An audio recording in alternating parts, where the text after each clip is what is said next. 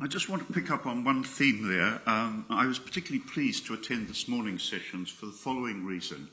About a year ago at the University of Cambridge, the faculty in the engineering department received a delegation of the students. And they had one plea. They said, we think that over the next 40 years of our lifetime, energy is going to be far more important on our agenda as professional engineers than it was over your period. And therefore, we want a proper introduction to energy systems, present and future. So I've been tasked to do that for the third-year engineers later this year. What I want to do today is to talk about a couple of things. And if I run out of time, the section on Rupert Soames is a set of slides which I'm going to leave you to look at when it comes out on PowerPoint. I'm going to give you a reference to probably one of the most startling speeches I've ever heard. This was 20 minutes before the Scottish Parliament. I'll come back to that in a minute. I want to say a little bit about Generating the Future, which was a study that the Royal Academy of Engineering did, and the same group of us are now participating in a study of heat. Now, I don't mind the existence of the Climate Change Committee, but nearly all the targets that have been admitted have been announced with any serious engineering assessment, indicative budgets, or credible pathways. And I believe that's a problem which they will end up having to answer for. There is one engineer on the committee, Julia King, who is a specialist in the internal combustion engine, but nearly everything that involves civil infrastructure on a scale is unrepresented. And there's been a serious group of people in the academy trying to not exactly naysay, but to carefully point out some of the potential problems ahead. And the point I want to make now is that it's very interesting that the Malthusians have had a 200-year track record of total failure. I mean, Malthus told us we're going to be dead by 1860. Jevons pointed out how dreadful it was going to be without coal from 1860 when he made his predictions from now into the future. We also have people saying we're going to be running out of oil. And the last one was the Club of Rome in 1970, saying that we're going to be out of half the periodic table by the year 2000. And I'll leave you to the end of this slide to say why I think it might be on climate change. However, now, the same thing. But I want to point out that energy security and resource depletion are more important than the climate change in the particular targets we're talking about. Now, the International Energy Agency reported this, that in 2010, the global source of energy, the biggest source of emissions, this is for the UK rather, not the global, 36 gigatons, compared with 29 in 2009 and 29.3. So we're up again. The dip that came with the recession is over. Global leaders have agreed a target of trying to limit temperatures to 2 degrees, but if that's going to be happening, we can only have a very short amount of small increase over the next decade, and particularly in the last slide, if you look at that if we're really going to stick to that, that means that the energy increase over the next 10 years, the emissions must have to rise less than it did from 2009 to 2010. So a lot of these targets are already beyond the pale. I want to just pick this second to last slide here. The trends show that if you look, it's all to do with carbon accounting. Between 1992 and 2004, the Kyoto greenhouse emissions, as far as the UK was concerned, showed a decrease of 13%. But if you actually take it on a consumer based, and that is that we take over the emissions from China of things that we import and use from China, then we've gone up by 13%. And so that's a very important point to recognise about international equity. Now, just a few things on the grid over the next decade. 12 gigawatts of capacity are due to close by 2016 as part of the 2008 Large Combustion Directive, and there's planned decommissioning of 7.4 and 9.8 gigawatts by 2023. And so about 30% of our capacity is going to need replacing by 2020 and even more by 2027. So this is even, if you like, in the business as usual case. And renewables only provide 5% of capacity today, well below target, and it's not base load. I've got a couple of quotes from the different parts of the government in different ages. This is one from the DTI, as it was now BIS, recognising the scale of the problem. and that energy demand will grow over time despite increased energy efficiency as the economy expands. But I want to contrast it with this one, which was from the Treasury in 2010. The government is confident that the current arrangements will continue to deliver secure supplies of energy over the next decade. Now, when you actually look at the graph I'm going to show you next, I have some problems because what we've got here is a series of aspects of transmission contracted but not consented or under construction, consented not under construction, and so on and so forth. The black line across there at 60 gigawatts is the peak demand in each of the last 3 winters. So the headroom above that is there to maintain a complicated facility. And you can see that within 5 years, all that headroom is gone. And so this will be running on a knife edge, a bit like Heathrow when you have a morning's fog, and it takes 36 hours to clean up the mess. So there are some serious problems there. But when you read into the Treasury report, they seem to think that somehow transmission consented is an inevitable line on the way to construction. And one of the points that you'll see later in the slides from Rupert Soames is the fact that it's far from that concern. There are a number of plans that are being mothballed at the moment, right at the time when the concrete should have been poured last year. So the situation is not all as clear as the way the Treasury would have it. On the world energy use, there's again an expectation that our energy requirements will grow by about 50% between now and 2035.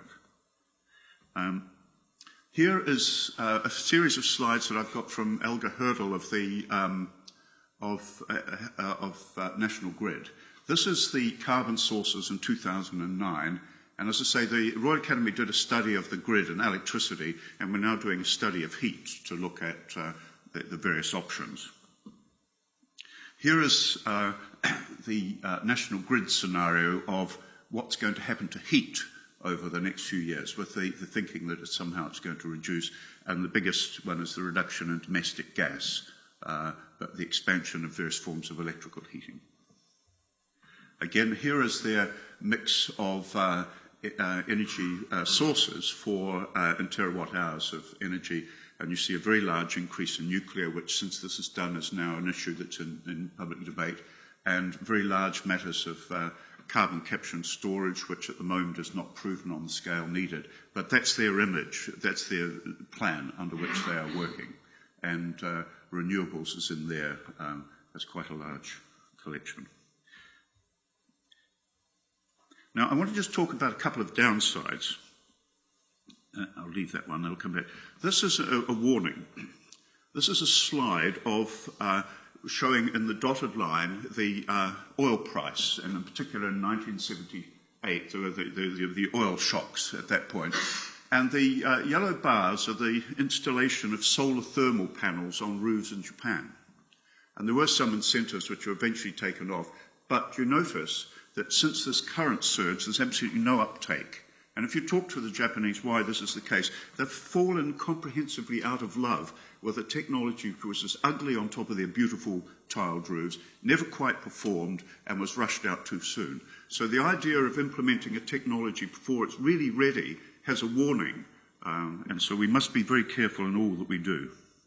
Here's another one on wind. I was very pressed this morning listening to the talk from Siemens, because it does show just the extent to which things need to be upgraded. But here on the left is the diagram showing the installation of capacity. But I want to show you on the right the data I got showing the best and worst of what wind did last year. The green here shows that on the 6th of September last year at 5 o'clock in the morning, 3.5 out of 25, 14% of our electricity was provided during that half-hour period by wind. Whereas on the 7th of December at 5 o'clock in the evening, when we were actually at this peak demand of 60 gigawatts, one of those very cold days in the run-up to Christmas, an anticyclone over Europe, and we managed to get 0.3. So it does raise the issue of who's paying for and getting a return on investment for the reserve that's required on that. Here is another one which was closer to home at the Royal Academy of Engineering. The head of the grid was speaking there, and he made a statement which was quite interesting, because he did actually say we were going to have to be much smarter in the way we used energy later on. The implication when talking to him afterwards was that we had to have much more storage capacity over the next few years. But the way it was picked up was this title here, "The era of constant electricity at home is ending." And then one of the people I saw called it Britain's third world ambition. Now, close to home, though, I want to tell you another point. This is Cambridge University. All these straight lines, by the way, are science fiction, so just don't, and they've got various names associated with them. But I want to take the curly line going up. Cambridge University's carbon footprint in recent weeks has just doubled what it was in 1990. It's gone from 40 to 80,000 kilograms. Now, here's some interesting numbers that I got from the university authorities. You see, our turnover in 1989 was £179 million, which in 2009 pounds was 379, whereas our budget in 2009 was 2009-10 was 740. So the university as an enterprise has doubled in size over that period, so that our carbon intensity has been roughly constant in terms of kilograms out for pounds spent. What's interesting, though, is that the new buildings going up are generally more efficient, not necessarily state-of-the-art. The real killer has been the plug load from research. And our sponsored research has gone from that figure to that figure, and even if you double that, it's still a very large increase. And when you look at the four areas that this comes from, it's plant breeding, animal husbandry, clean rooms, and server farms.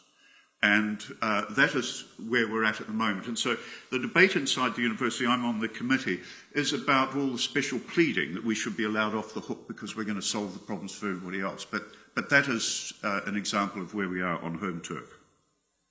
Now, the Rupert Soames work, I'm going to slip over it, but I want to just spend a minute, because that's a long web address, but if you would care to get it, Bright Cove, I strongly urge you, because everybody I know who's seen it from me has commented that it need to be said. Rupert Soames is the chief executive of a company called Agreco, based in Glasgow, and he makes large but portable generating machines. And as he says here, customers come to us when they've run out of power, when their power cuts are 5 or 6 hours a day, when hospitals operate by candlelight, when traffic lights don't work and the sewage stops. And what I'm going to say in the next few minutes is basically the way Scotland is going, it might well be a client within a decade. But I'm just going to leave all of this to you, but the point he does say at some points in here is just how important the fundraising is and how important a stable regulatory environment is. And even just the recent changes on the feed-in tariffs are enough to give serious investors to say, well, how stable is the business environment here? And that the 200 billions that we're going to need down here, this 200 billion pounds is not ours for the taking, it's ours for the earning. And he's not at all clear in his discussions with the financiers just how well off we are. Now, I'm going to leave all of those because there's 10 slides altogether. And then just come on now. The point about it is that he was really concerned that for Scotland, all these dates should be put back at least 10 years. In order to get some of these targets. Now, generating the future, the Royal Academy of Engineering did an exercise, we reported on this last year, and it went like this. Let's suppose by some fiat we get to 2050 and we've reduced the carbon emissions to 20%. What would the grid look like? And so that was the question. Now, so we took the 2000 Royal Commission on Environmental Pollution, which came up with the original 60% reduction, and then took it forward to 250 on the assumption of an 80% reduction. And we also started by looking at demand reduction. In fact, none of these models allows you to have any increase in energy. So for a start, we have a problem. What we did is we started with a level of demand reduction. We then looked at one high-level assumption, which I'll explain in a moment, produced the mix that would provide that energy, and then look at the size of the grid. And I'll show you what the processes are up there. But the four scenarios we looked at was level demand with the remaining fossil fuel prioritised for transport. The second one was medium demand reduction. I'll show you what that means in a minute. with the fossil fuel prioritised for low-grade heat, a third one medium with transport, and then a high demand reduction, again with the fossil fuel. Now, what this looks like by medium and low demand are quite draconian figures, like 66% reduction of low-grade heat, 33% of reduction in energy demand for transport. And of course, the zero-order one was just carrying on as we are now.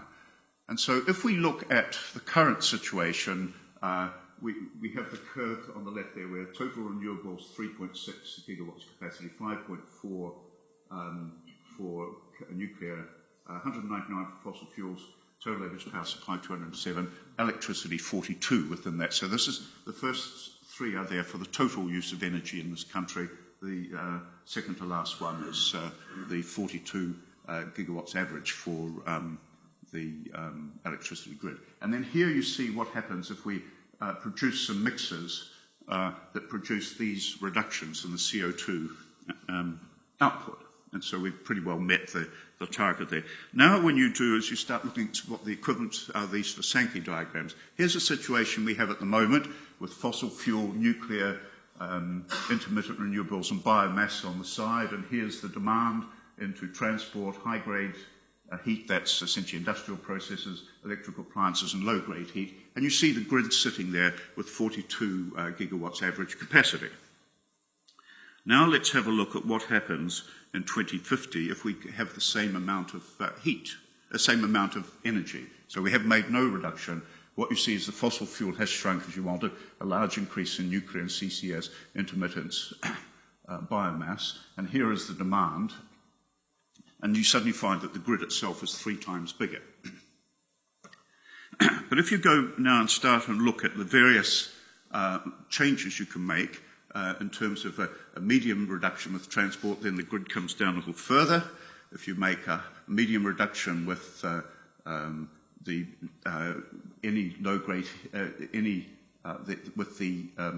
low-grade heat electrified, so the rest of it's for transport, you get a grid of that size. And then if you come down to the very severe reduction, you get a grid which is not that much different from now. So even looking at the scenarios of what we want in 2050 and making some of these zero-order estimates of what the situation might be produces these very large variations. Now, what came out of this was that there was no silver bullet, that demand reduction would be essential, that a full suite of carbon energy technologies will be needed. Even the simple starting assumption makes a vastly different size of the grid. The scale challenge is massive and unprecedented in peacetime. And as I say, we're now doing a heat study. This was the conclusion that we made, that it would be turning theoretical emission reductions into reality would require more than political will. It would be nothing short of the biggest peacetime program of change ever seen. And then the blogosphere came on, which I found quite amusing, because he said he didn't think that the authors were in the more homeopath and surgeon end of the spectrum, but they don't appear to be wide-eyed greenies who smoked too much weed when they were younger. Now, I want to just finish with some conclusions, because I've talked about some of the problems and I've concentrated on them. In many ways, I want to slightly weaken that first one, because when we saw what gentleman from Siemens was saying, I will withdraw that remark for that. But my particular interest is in demand reduction in the built environment. And when I look at what's happened over the last 10 years, there's been a lot of talk and nothing at the 0.1% level of rollout.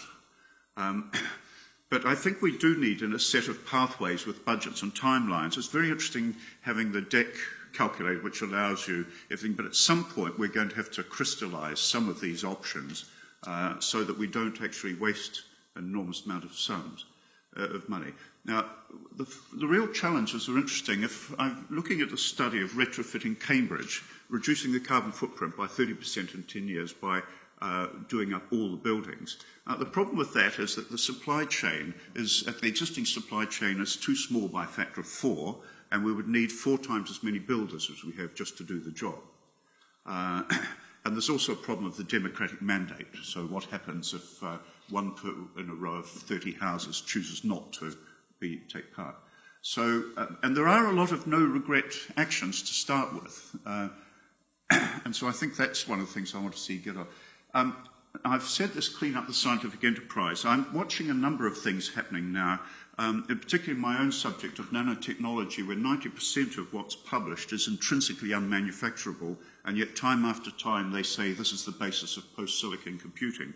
And I think a lot of that is stuff that we're really going to have to rise. And I want to just finish with a question which I asked the government chief scientist last year and some colleagues. This particular question. You see this box here? That's the temperature profile from 1880 to 2000. And Professor Akafuso, who makes a study of Arctic ice, said, well, I'm quite happy to say that the future is like the past. Now, I was laughed out of court among the climate change science. They said, look, there's absolutely no physics in this. All these fancy models are doing that. Now, the point is that the red dot is where we were in 2008, and we're now at the bottom point of the arrow in 2011. Here's the latest data. And so my question is the one I pose here. Let us agree now, at what point should the GCM modelers concede there is a problem? I'm not asking to say it's a problem now, but if this trend continues to 2020, are we focusing our questions on the wrong thing? Is this yet another Malthusian issue? I'll leave it at that, but let me come back that the energy supply, security of energy supply in the future world is a problem which is going to take the talents of all the engineers that I hope to be teaching next term. Thank you.